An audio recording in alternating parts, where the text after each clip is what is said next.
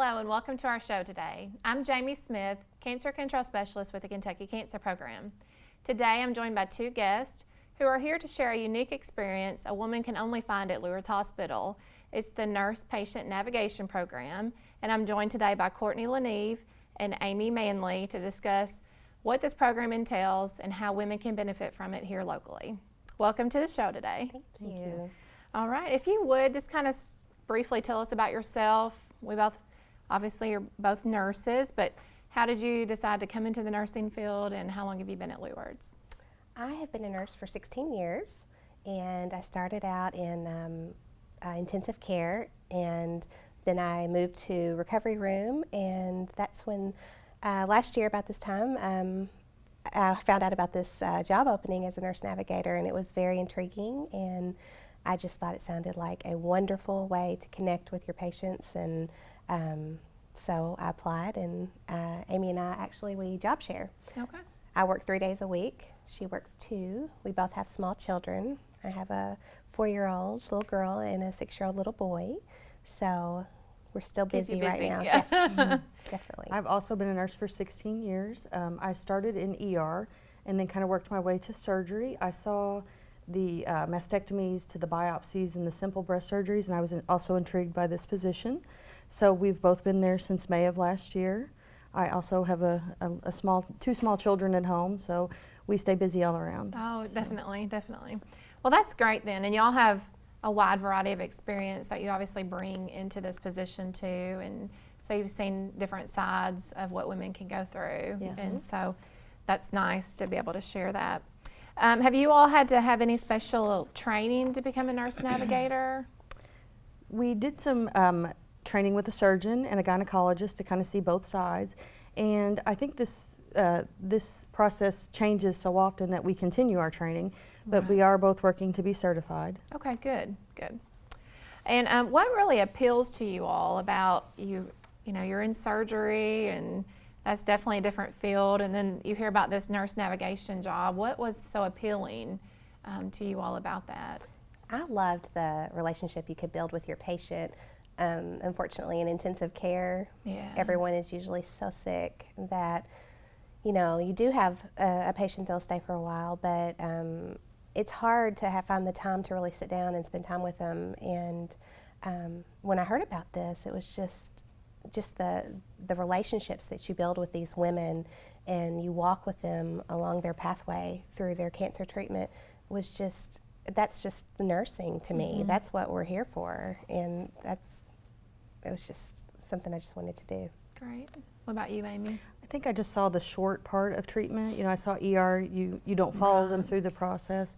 And again, with surgery, everybody's sleeping. This way, you get to meet everyone in the family, and you see the beginning and all the way through to, you know, survival and completion of treatment. Right. You're able to talk to your patients. Yes. It's a good point. I never really thought about that. So what exactly do you do then as a nurse navigator at Lourdes? Someone hears the job nurse navigator and they're thinking, what is a nurse navigator? So That's exactly what we said when we heard of it. What does a nurse navigator do? So basically, we establish a relationship with the patient, and we walk alongside of her through her whole cancer treatment process and become friends with her. We help plug her into where she needs to be. You know, when you're diagnosed with cancer, you can hardly think of what's next, what's your next step. So we're there to kind of help them. They can utilize our services at any time. But we do breast health education, and we meet them when they come in for their mammograms. Call the results of the mammograms to them within 24 hours. that's good. So they don't have to wait. You don't have to wait for you still That get card. your letter, but you get it sooner also. Okay, good. So it leaves women with less apprehension and Exactly. nervousness about what their future entails. So if there's something wrong, they'll know. If there's nothing wrong, then they don't have to worry about it anymore. Yeah, Right. generally we'll just say, you know, your mammogram was normal, so the radiologist, we go off of what the radiologist recommends. Right. And if they recommend they come back in 1 year, we just give them the recommendation. Or if the radiologist reads it as an abnormal mammogram, they put their recommendations on the report, and we share that with the patient, and we kind of explain to her and educate her why she needs to come back and the importance of it, and make sure she's, you know, knowledgeable to what's going on. So whenever you make that call, if it was an abnormal mammogram and you say, you know, you need to come back in, maybe she's a little scared when she goes back in, are you all available to her then? Do you kind of hold her hand and walk her through it? Okay, good. So they don't have to be. They don't have to be alone. There. Yeah, yeah. Now, is there a cost associated if a woman gets put into the nurse navigation program and they may worry, what if my insurance doesn't cover it? Are there charges for your services? No. And in fact, there's a program at the McCracken County Health Department, and I think there is maybe another local health department where women can go if they don't have the financial means to get a mammogram.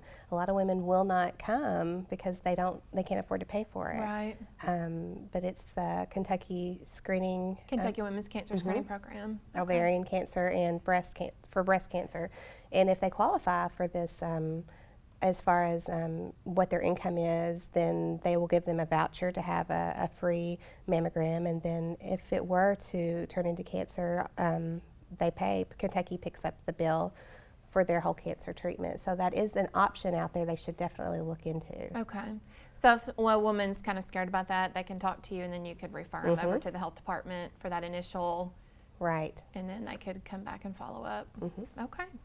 That's good to know. Women maybe are a little apprehensive sometimes about even just going to the health department, because obviously sometimes you think health department, you just think of like vaccines and that's about it, right? You take your kids there to get vaccines. But you are right, that Kentucky Women's Cancer Screening Program is very beneficial, and there's been lots of women screened and diagnosed and treated through that program. And so definitely want women to know about that. Thank you all for sharing that. So let's talk about the different breast health services, because there's so many. A lot of people just think mammogram and that's it, but there's different types of mammograms too. I think most everybody here in our area now has digital mammography, but some people may not know what digital mammography is, and there may be some women that maybe had a mammogram years and years and years ago and it was film, and now we're talking about digital and they have no clue what the difference is. So can you all kind of explain that?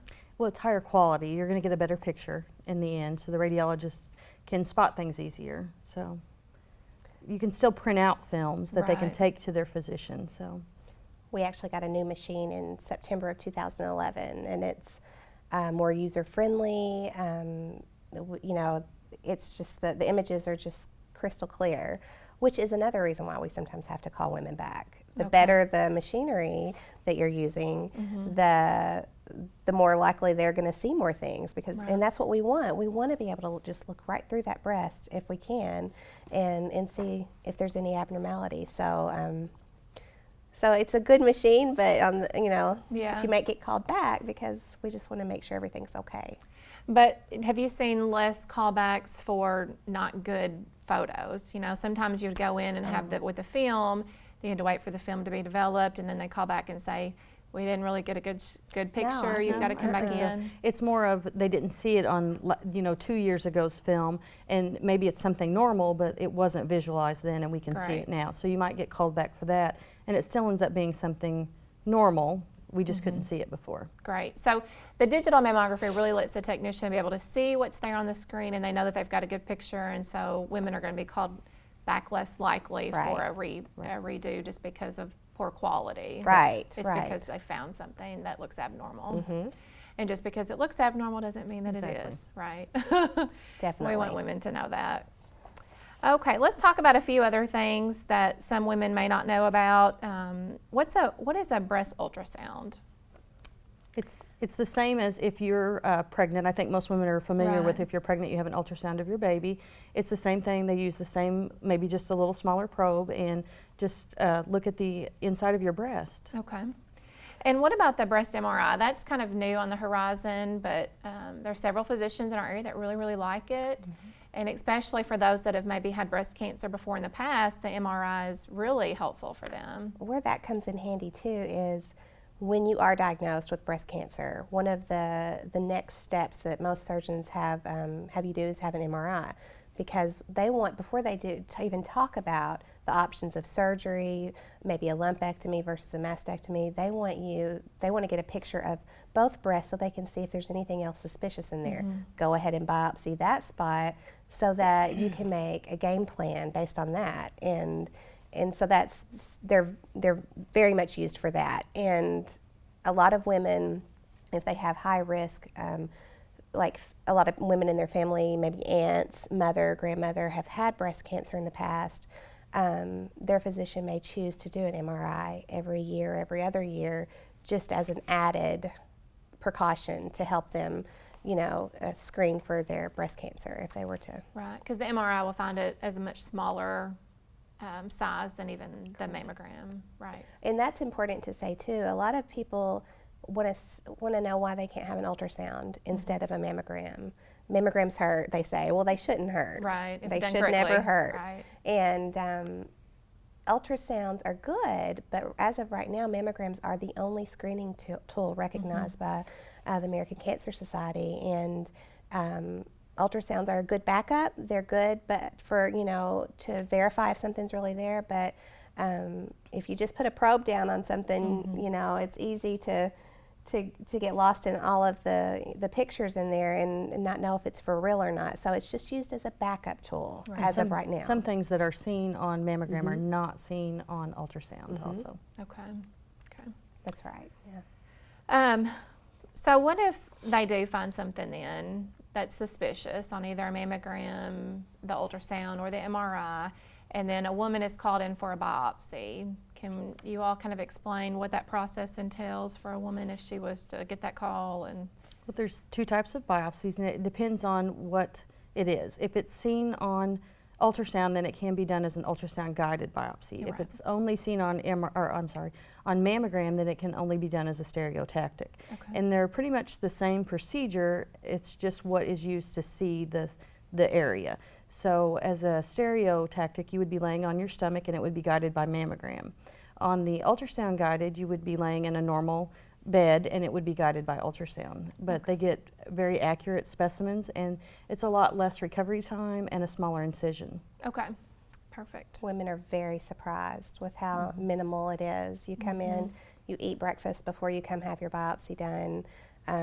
You come in, it's very quick. The doctor numbs your skin, and that's really the only pain that they feel, the numbing for just a second, and then a little bit down deeper, and then after that, they just feel a little pressure, but they're always like, wow, this was not as bad as I thought it was going to be. Yeah. And you leave with a steri-strip instead of a large incision with very minimal. sutures. Okay, so they remain awake and Yeah. everything during that.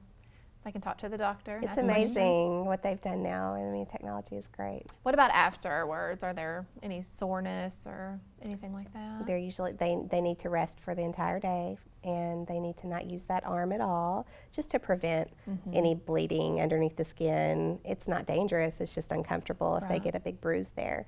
But they go home, they rest, and we just tell them to get somebody to get them supper that evening for them not to worry about it, and they wear a binder, they sleep in it. The next morning they take it off, shower, and go about their normal business. Okay. Kind of resume, I mean, gradually resume. You wouldn't want to go out and, do a lot of jumping jacks and bouncy things. But other than Not that, going you to just start weightlifting the next exactly. day. No Zumba the next day. but- Okay. Yeah. Okay. And then what if it were to be maybe a little bit more intensive, or the biopsy came back and, it was cancerous or precancerous? What about breast surgery? What does that entail for a lady?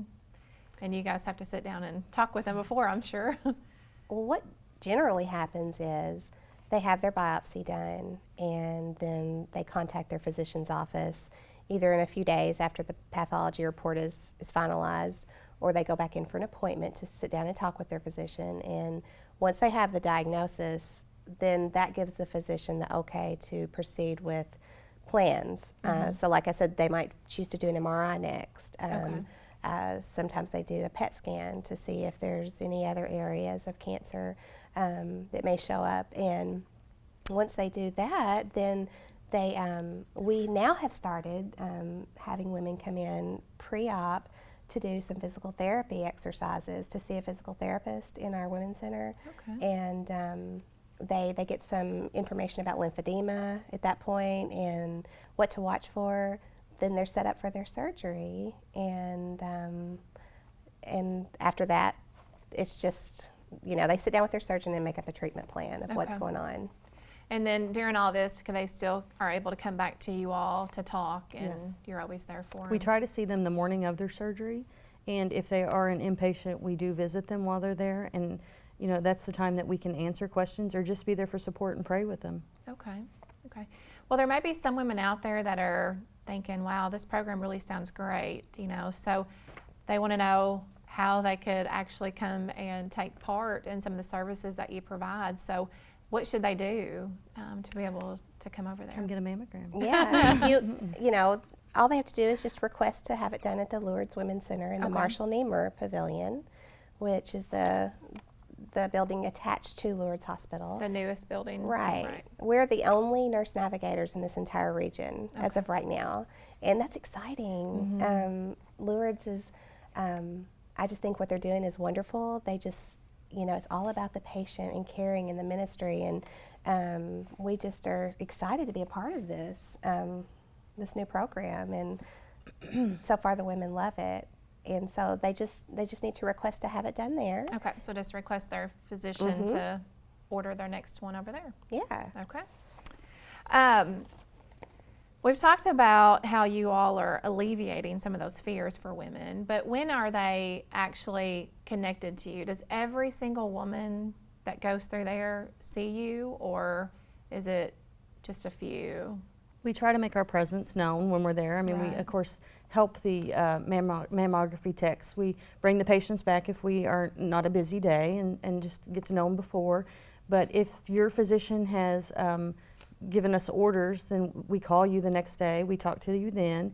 Of course, if it is abnormal, we do see a lot more of those patients. But we try to get out and talk to everybody. Okay, great. And there's two of you, so that helps too. So if a woman is diagnosed with breast cancer, maybe she comes back up to you and she's a little bit overwhelmed and she doesn't really know what information she needs, where she should turn. What kind of resources are you all giving ladies that are diagnosed so that they kind of have a plan and resources to turn to? We have several organizations, of course the American Cancer Society, but we do more of an what is your need basis. We discuss what they need, and then we go from there. So we don't just, everybody doesn't go to the same place. We give out a goodie bag that was provided by the Kentucky Cancer Program, and it has the Lance Armstrong Journal and Where to Begin instructional cancer book. It's wonderful. It's free. The women love it. You can write down all your medications, all your contact numbers. There's pockets in there for them to put important papers in, and at that point, we also, give them information about community resources that we have available around And if they here. need a wig or if they need a transportation, of course, that's all going to vary where they go. Okay, great. So they're not just left to figure it all out themselves. No. You guys give them the guidance and directions for that. Well, let's talk about another unique program that you all offer there at Lourdes, and it's the Beads of Courage. And this has kind of become a big hit in our area. You all are the only ones doing it. So if you guys would just kind of explain a little bit about that. Well, Amy and I have been trained as Beads of Courage ambassadors, and we're just very fortunate to be a part of this program. Beads of Courage was started by a pediatric nurse in Arizona, and she wanted to be able to give pediatric children that were going through illnesses something tangible to hold on to and acknowledge their courage. This has been around, it's in over 140 hospitals around the world, but up until this point it has just been done for children, other than a small island outside of Hawaii. Some adults participated in it. So last year we approached Beads of Courage and asked if we could do this for adult women, and they believed so strongly in the Nurse Navigator program, that how closely we worked with the patients, that they said, yeah, I think this, they altered their journal. Every woman is given a bead journal, and it's just a little way to keep track of everything you're going through during your treatment.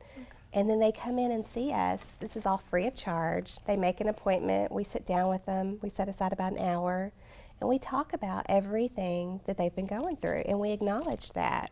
And so far, we have about 30 women enrolled. So they are the first 30 women in the entire world that are in this pilot program, and it's exciting. I love seeing the patients. It's wonderful. You get to know them more by this program. Right. And so each bead means something on the necklace, yes. right? They start their necklace with their name, and then from that point on, we acknowledge everything. A blue bead is a doctor's visit. The glow-in-the-dark beads are their radiation visits. That makes sense. Black beads are their pokes or their IVs.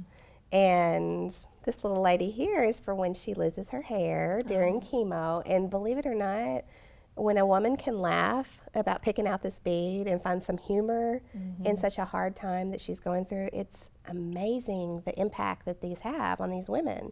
They bring their grandchildren, they get to pick out beads for their grandmother, and everybody gets involved, and it's just such a neat program. And something I have found is that I think we both have with the visits that we have from these women is women are expected to be caregivers. Right. They have to, suck it up for everyone in the family. They don't want to tell their husband that they don't feel good that day, or their children, or their parents. So they hold all of that in. Well, when they come and see us, they can be real with us. They can tell us how they're feeling, and we can help them with medication challenges they may be having, or direct them to the right person that they need. And it's just, we really build a relationship with these ladies, and it's a friendship. Sometimes we laugh the whole hour, sometimes we cry, but we get to know each other, and it's just a friendship, and it's been really, it's wonderful. It is. It's been wonderful. So do they get to keep the necklace in, and every time they come back, you just keep adding to it? It starts with their name and a mammogram bead, of course, and your diagnosis bead, and then every time you have a new treatment, you get a new bead. So, and we love giving beads, so there's so many reasons to get beads. And then the coveted Purple Heart would be completion of treatment. Okay. And a lot of these beads have been handmade by bead artists from around the world and donated. Wow. So it's just it's a really neat program. And that's unique too, because no one's necklace is going to look the same. No. Exactly. Because no one's going to go through the same steps at the same time. Right. With every diagnosis. Some people say, well, I don't really want to think about what I'm going through. Well, it's proven though that if you acknowledge what you're going through, that it helps you heal. If you talk about it, if you just acknowledge it. And so we've had these ladies are pleasantly surprised. They're like, we didn't think we'd get into this bead thing, but I love coming now, and they're just so excited. So do you think that this program makes an impact then on the effect of their recovery? Yes. Most definitely. Definitely. And do you see women wearing them? And Yes. They wear them to their chemo treatments or their radiation. Then they talk about them. They talk about them. And they get to pick out these special beads called courage beads, and they get to put a name on that. What have you been going through for the last week or so that you've really had a tough time with? And we're going to pick out a special bead. And it might be something, going back to church for the first time. A lot of women say everybody looks at me to see what's different about me, and they don't look at my face anymore. Right. Or it might be my husband seeing me without hair for the first time. You just don't think about a lot of the challenges that women go through. So. And I've had several women that wear them proudly, and they say that they encourage someone to get a mammogram because they ask about their beads. That's a good. I love that one. Yeah, that's really good. You said something earlier whenever you're talking about like how women kind of take care of everybody else, everybody but themselves, or they don't want to tell someone if they don't feel well because they just want to keep going through the day and be strong for the family. I think that kind of starts just with the initial even of going to get a mammogram, because sometimes women will delay it just because, you've got to take kids here, you've got to do this for other family members, or you're taking care of parents, and so you just always put yourself last. And so I think that's a really good point to remind women that it's important to take care of ourselves, because we have to take care of everybody else too. And if we're not here, you may worry about who will take care of those that you do love. That's a very good point. So let's talk then real briefly about how people can learn more about your services and contact you if they have questions. Can you give them some contact information for us? Your phone number? Or? We are located at the Marshall Niemer Pavilion on the second floor in the Women's Center. Okay. Our direct line is 270-538-5867 if they have a specific question for us. If they would like to just schedule their mammogram or ultrasound, it is 444-2175. Okay, And they can dial that number always and be transferred to us. perfect. We also have a Facebook page. Yes, Oh, I forgot okay. to tell you, we have a Facebook page. So Just what- search Lourdes Women's Center Okay. and become one of our friends or like our page, and you can keep up with all the special things that we have going on, fundraisers for Beads of Courage, or just new things going on with the Women's Center. And you've been doing some fun women's nights. Yes, Ladies Night Out. Yeah, Yep. so those are always updated on that Facebook page then too. So women could come take advantage of that. That's and right. Get a sneak peek. Well, Courtney, what's the one thing that you want viewers to take away from today's show? How important it is to get your mammogram every year. Don't be scared. We're all girls there working together, and we just want to make you feel comfortable. We want you just to come in and just feel relaxed and get your test done, get your results back, and just feel good about being there. What about you, Amy? What do you want? I want to remind women that just because they're in denial about things does not mean it goes away. That it is very important to do self-breast exams and your yearly mammograms. That's great. Great advice from two wise nurses. Thank you. Well, I know that there's probably a lot of women out there that are excited about this program, maybe hadn't known that it existed in our area, and so hopefully some women will be able to take advantage of that, and you all can help alleviate some of their fears that they have about breast health, and be able to get their screenings up to date and know that you're there to walk them through this process. So thank you so much for joining me today. Thank I really you. appreciate it. And thank you for joining us today. And if you have any questions about today's program, feel free to call our office at 442-1310. Have a great day.